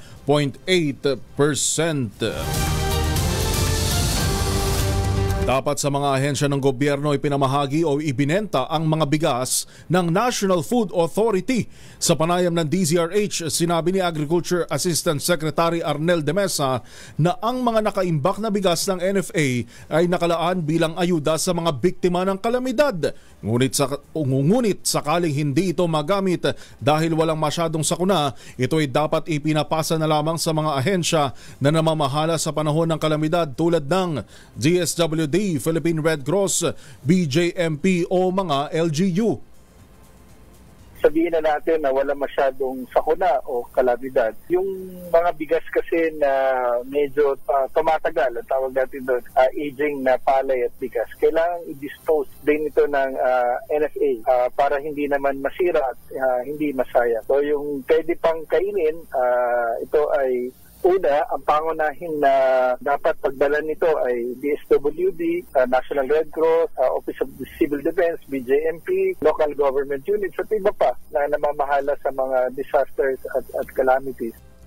Ang tinig ni Agriculture Assistant Secretary Arnel de Mesa, siya rin pong tagapagsalita ng ahensya. Sa iba po nating mga balita, itinalaga ni Agriculture Secretary Francisco Chur Laurel Jr. si Piolito Santos bilang Officer in Charge Administrator ng National Food Authority. Si Santos ang Assistant Administrator for Finance and Administration ng ahensya. 4 na dekada na sa NFA at nakatakdang magretiro sa Mayo. Nangako si Santos ng patas at responsableng pamumuno matapos suspindihin ng Office of the Ombudsman si NFA Administrator Roderico Bioco at mahigit 100 pang opisyal dahil sa umano'y rice scam. Una nang siniguro ni Laurel na magpapatuloy ang operasyon at serbisyo ng NFA at mga regional office nito sa kabila ng suspensyon sa mga empleyado. Babalikan pa ho natin ang mga reports at iba pang mga balita. Standby lang. Ayong buntag muna. Good morning sa mga nakatutok sa atin diyan po sa Tagum City sa Davao del Norte. Good morning kay Efraim Filosofo at shoutout sa Zerna family. Ating pong oras, 5:30. Ang balitang ito ay hatid sa inyo ng ACS Manufacturing Corporation, ISO certified, maker of Kilikin ang gawang atin. Katulad po ng Tangerine Chocolate, produkto po ito ng mga magnaniyog dyan po sa lalawigan ng Quezon. Sa tulong po ni Dr. Helen Tan, ito pong mga magnaniyog na dating umaasa sa Kopra, mga MSMEs na ngayon. Nagpuproduce sila ng magagandang cacao beans dahil po sa mga magagandang planting material ng cacao galing Davao. Hinakot ho para sa kanila ni Dr. Helen Tan. Tangerine Chocolate po ay produkto ng mga magnaniyog dyan po sa lalawigan ng Quezon. Maraming variants po ito, mahigit 10 na ang ginamit na mga raw materials ay galing din po sa ani ng mga magsasaka. Kaya tangkilikin po natin ang gawang atin. Available sa 0919-095-5935 o dili kaya i-check po ninyo online tangerinechocolate.ph. Sabi nga po ni Dr. Helen Tan, sino bang magmamalasakit sa Pilipino kundi ang kapwa Pilipino? Kaya sana tangkilikin natin ang gawang atin. Bagong balita, bagong impormasyon, kasama si Kuya Angelo Palmones. Magandang umaga, Pilipinas!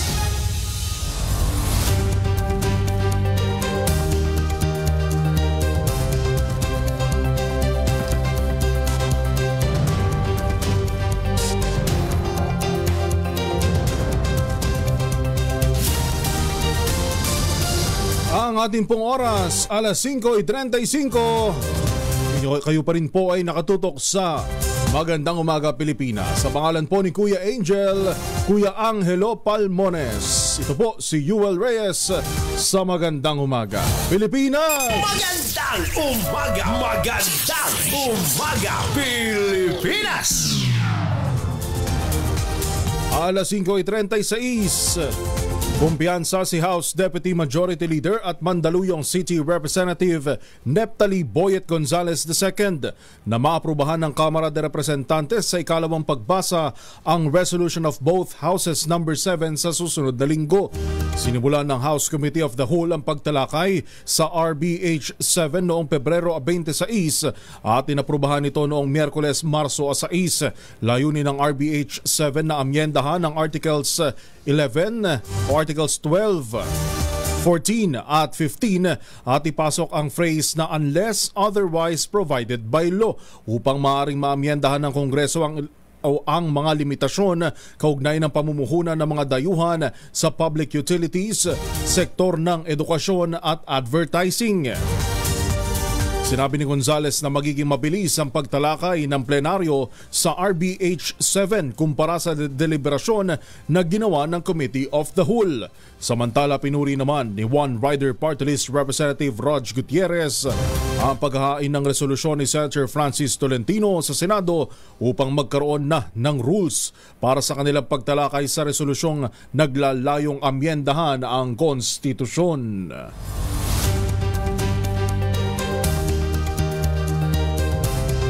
Balita muna tayo mula sa Senado. Pagpayag ng PNP na magkaroon ng malakas na uri ng baril at mga sibilyan tinutulan ng mga senador. Bon detalye, RH28, lakay Raymond Dadpaas. Raymond. Pinagdadahan-dahan ng mga senador ang Philippine National Police sa pagpayag nitong maari nang magmay-ari ng malakas na uri ng baril ang mga sibilyan. Ayon kay Senador Amy Marcos, baka lalong lumala ang krimen kapag may malakas na baril na ang mga sibilyan na gumagala sa mga lansangan. Babala ng senador, baka ikokompromiso na ng Philippine National Police ang kanilang sariling organisasyon, kanilang mga tauhan at ang kaligtasan ng publiko. Pangamba ni Marcos ay baka matulad tayo sa bansang Amerika na lumaganap ang karahasan gamit ang mga high-powered firearms. Para naman kay Senator Francis Tolentino, kahit na pinapayagan ng batas ang nais mangyari ng PNP, napayagan na makapaglisensya ng mataas na uri ng baril ang mga sibilyan, ay mas magandang masusi itong pag-aralan. Nakatatakot ito para kay Tolentino na makitang mahahabang armas na ang dala ng mga sibilyan sa panahon na tumitindi ang road rage at tumitindi rin ang kahirapan. Ngunit para kay Senate President Juan Miguel Zubiri na isang gun owner, pabor siya sa gusto ng PNP, ngunit ang kailangan lang ay higpitan ng pagpili kung sino ang dapat payagan na makapagdala ng high-powered firearms. Mungkahi ni Zubiri, maging reservist ang mga gustong mabigyan ng lisensya para sa matataas na uri ng baril. Narito si Senador Francis Tolentino. So, kung inaalaw ng batas, maaaring sabihin ng mga gun owners na allowed sila. But if you look at the greater societal concerns, papayag ba kayo yung kapitbahay mo may isang machine gun? Papayag ba kayo? Ito nakikita natin na gun rage pag yung nasaging yung side mirror mo. Di ba? Ito, mahaba na yung ilalabas sa'yo. So, ang pakiusap ko po siguro, kahit i-allow ito, maghinay-hinay muna. Una. Para sa kauna-unahan sa Pilipinas, DZRH, ito si Raymond Dadpaas, tuloy-tuloy sa pagbabalita, tuloy-tuloy sa serbisyo, sama-sama tayo, Pilipino. Maraming salamat Raymond Dadpaas. Kapwa nagpahayag naman ng suporta sina dating Senator Gringo Honasan, dating Finance Secretary Margarito Teves at ang Department of Foreign Affairs sa panukalang pag-amyenda sa probisyong pang-ekonomiya ng konstitusyon na nakapaloob sa resolution of both houses number 7. Kabilang sina Honasan, Teves at DFA Yusek Jesus Domingo sa mga resource persons sa ika-6 na araw ng pagdinig ng Committee of the Whole ng House of Representatives sa RBH number 7. Ayon kay Honasan, panahon na para baguhin ang ating saligang batas at huwag matakot sa pagbabago. Sinabi pa nito na ang pag-alis sa mahigpit na probisyon ng saligang batas sa pagmamayari ng mga dayuhan ay makatutulong sa pagpapaunlad ng ekonomiya. Sa panig naman ni Teves, tinukoy nito ang limitasyon sa konstitusyon bilang sagabal sa pagpasok ng mga mamumuhunan na wala naman sa batayang batas ng ibang bansa sa ASEAN gaya ng Singapore at Malaysia. Kakailanganin anya na ayusin ng Pilipinas ang legal framework nito para makasabay sa mga karatig bansa sa ASEAN at makipagkompetensya sa paghikayat ng mga dayuhang mamumuhunan.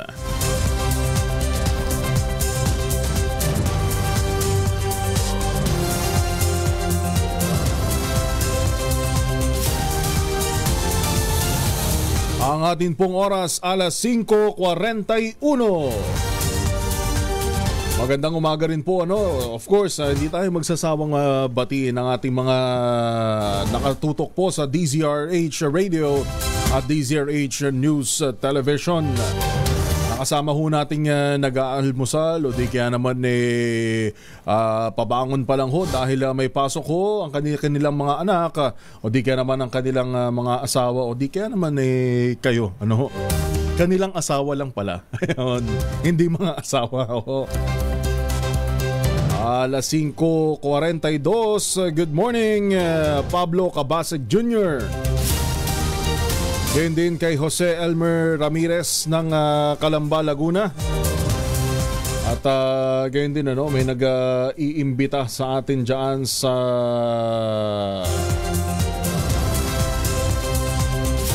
Aurora. Balita ko nga, napakaganda ho ng lugar dyan. Lolobin mabisita ho natin. Bernilio Sianosa ng Silay City, Negros Occidental. Good morning. At kay Marilu De Guzman, good morning po. Ariel Limos ng Kabuyaw, Laguna. At kay Jimmy Pauna ng Leyte. Alas 5:43 ng umaga. Maganda din kasing tulog natin, naka-Ultabayo eh. Ano nga bang Ultabayo? Ang Ultabayo po ang kauna-unahang postbiotic food supplement na ngayon po ay nire-recommenda ng mga doktor at rehistado sa Food and Drug Administration. Anong ginagawa ho ng Ultabayo? Ang Ultabayo po ay tumutulong sa atin hindi lang para ma-boost yung ating immune system, kundi para ma-achieve natin ang magandang tulog, yung pang stage 4 ng tulog. Kasi yung mga panahon na yan, ang ginagawa naman ng utak, dinidetoxify ang ating sistema ng katawan. Kaya pagising mo natin, magandang ating mood, magandang ating glow, magandang tingin natin sa ating sarili sa salamin. Kaya masaya tayo. Ayan, nalalabanan po natin ang depression at iba pang mga karamdaman.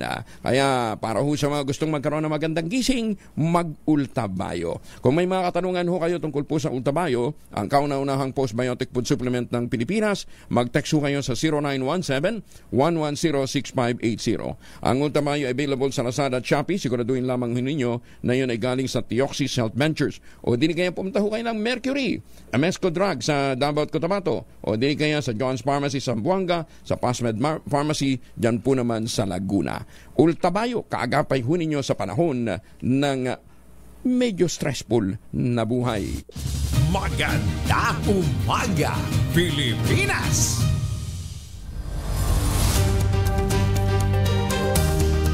Napakabilis nga naman ho ng oras. Meron na lang po tayong 13 minuto bago mag-alas 6 ng umaga. Standby lang ho, silent pa natin mga reports. Sa iba pang mga balita, nilinaw ng Metropolitan Manila Development Authority o MMDA na hindi pa final at executory ang desisyon ng Korte Suprema kaugnay ng single ticketing system. Ayon kay MMDA Chairman Attorney Don Artes, may opsyon pa ang LGU sa Metro Manila na magharap ng motion for reconsideration. Pinaalala ni Artes sa mga motorista na maaari pa rin silang tikitan at hulihin ng parehong mga tauhan ng MMDA at local traffic enforcers. Nakahandaan niya ang MMDA na i-deputize ang local traffic enforcers basta't susunod ang mga ito sa proseso gaya ng pagsalang sa seminar at pagsusulit.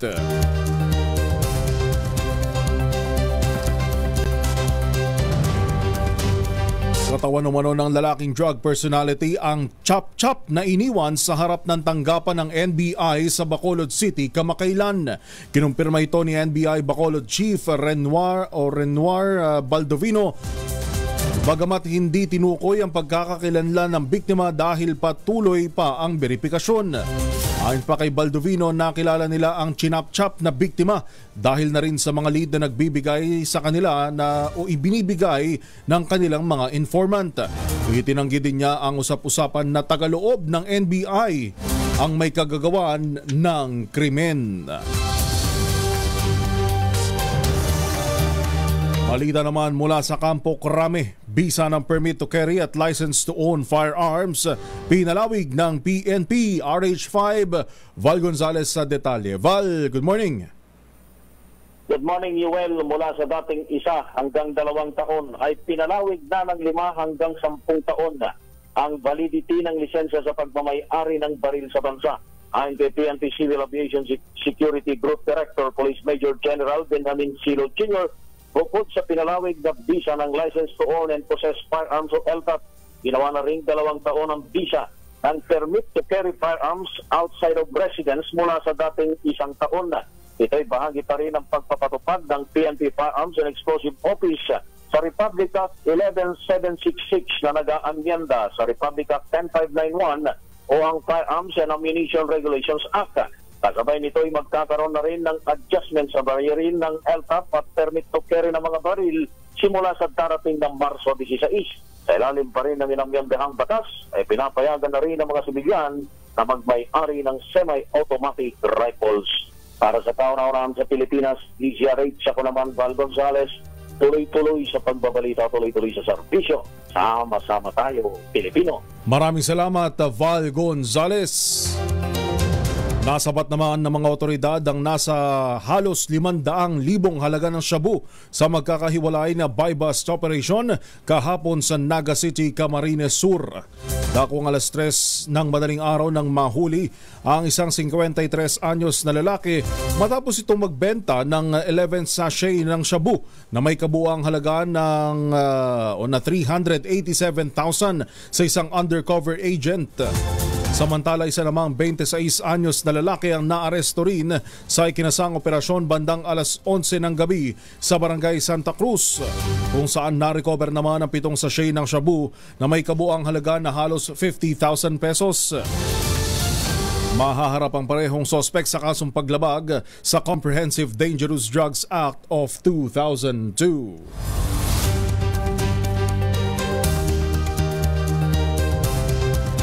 Sinuspinde naman ang klase sa ilang mga paaralan sa kabundukan ng Tagkawayan, Quezon, bunsod ng nagpapatuloy na bakbakan ng militar at New People's Army sa lugar. Ayon kay Tagkawayan Mayor Luis Oscar Eliazar, kinailangang suspendehin ang klase sa mga eskwelahan na nasa Mapulot, Tunton, Munting Parang at Magibay, lalo't may mga airstrike na pinakawalan ang hukbo.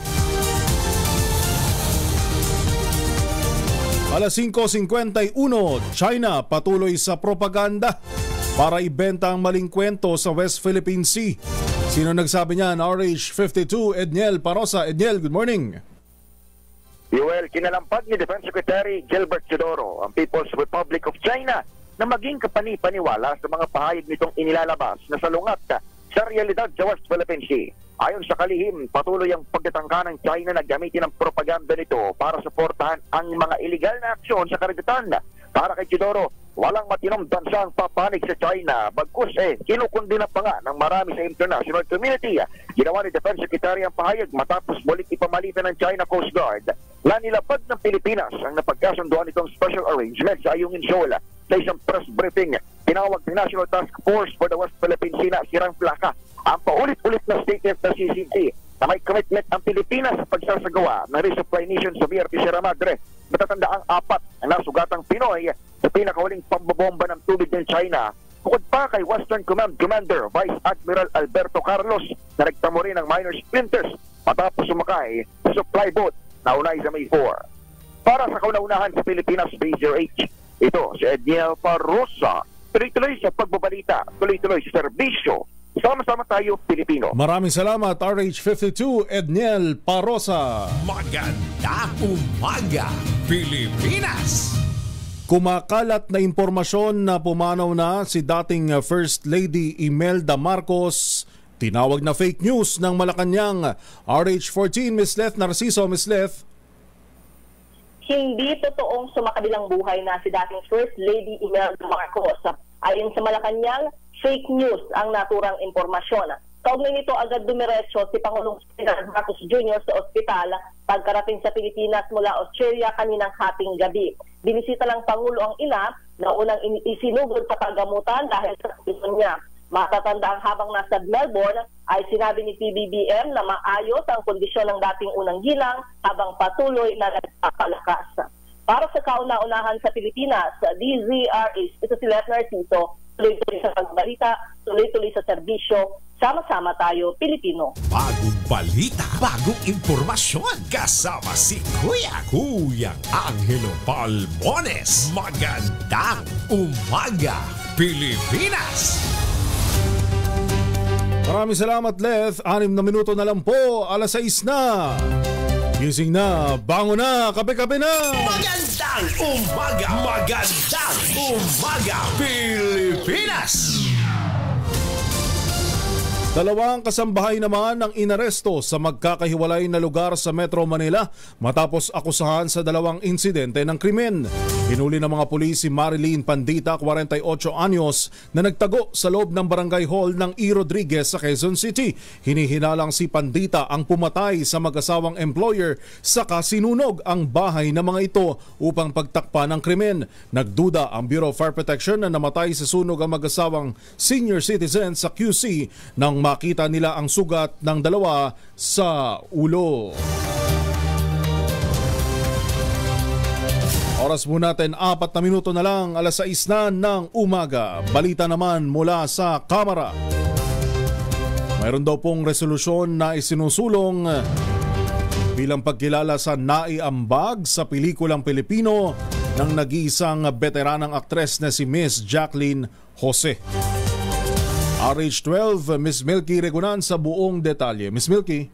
Isinumite ng Makabayan Black sa Kamara ang resolusyon para sa yumaong aktres na si Jacqueline Jose. Sa House Resolution 1628, ang mga kongresista ng Makabayan Black ay nagpaabot ng taus-pusong paikiramay sa mga naulila ni Jose o Mary Jane Gok sa tunay na buhay. Kinikilala rin sa resolusyon ang legacy at malaking ambag ni Jose sa industriya ng pelikula at telebisyon sa ating bansa. Nakasaad pa sa resolusyon na si Jose ang nag-iisang Filipino at Southeast Asia na nagwaging Best Actress sa prestigious Cannes Film Festival dahil sa kanyang natatanging papel sa pelikulang Ma Rosa noong 2016. Pero bukod dito, si Jose ay humakot din ng mga parangal mula sa Gawad Urian, FAMAS Awards at iba pang mga katulad na award-giving body bukod sa nominasyon sa Asian Film Awards. Noong March 2, pumanaw si Jose sa edad na 60 dahil sa atake sa puso. Para sa kauna-una sa Pilipinas, DZRH, ako si Milky Regunan. Tuloy-tuloy sa pagbabalita, tuloy-tuloy sa serbisyo, sama-sama tayo, Pilipino. Bagong balita, bagong impormasyon, kasama si Kuyang Angelo Palmones. Magandang umaga, Pilipinas!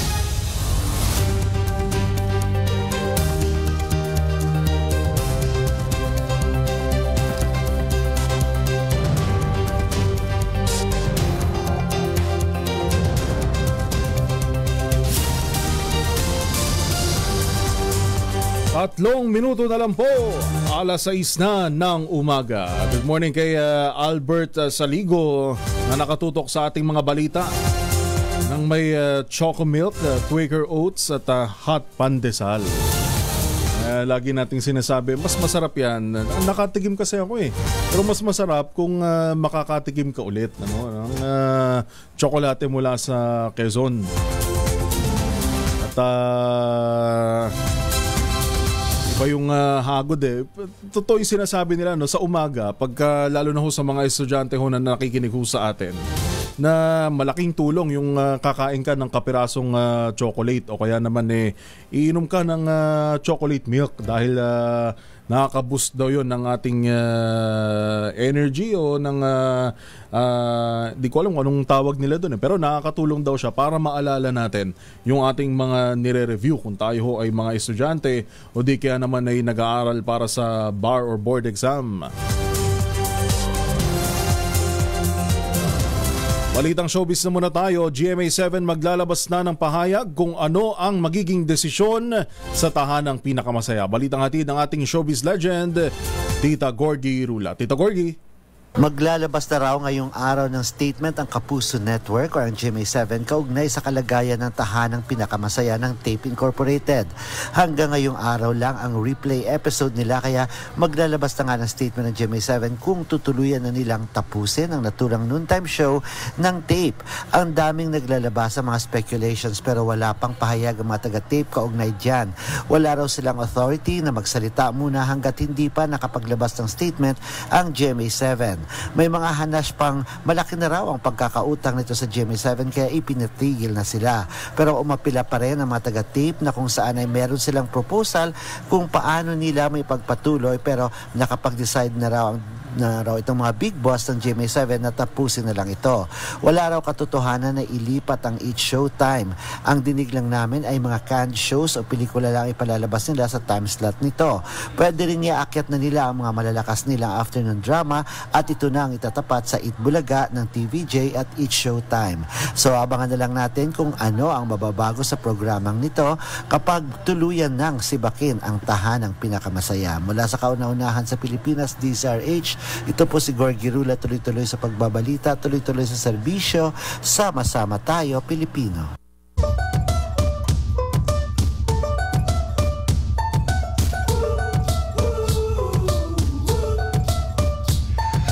Yan na po ang kabuuan ng mga balitang itinampok sa Magandang Umaga Pilipinas. Sa pangalan po ni Kuya Angel, Kuya Angelo Palmones, ito pong nakasama sa 2 oras na balita at talakayan ngayong Thursday morning, March 7, 2024. Ito po si Yuel Reyes. Hanggang bukas po muli dito sa Magandang Umaga Pilipinas. Susunod na 2x2 with Jerry Baha and Anthony Taberna. Happy Thursday!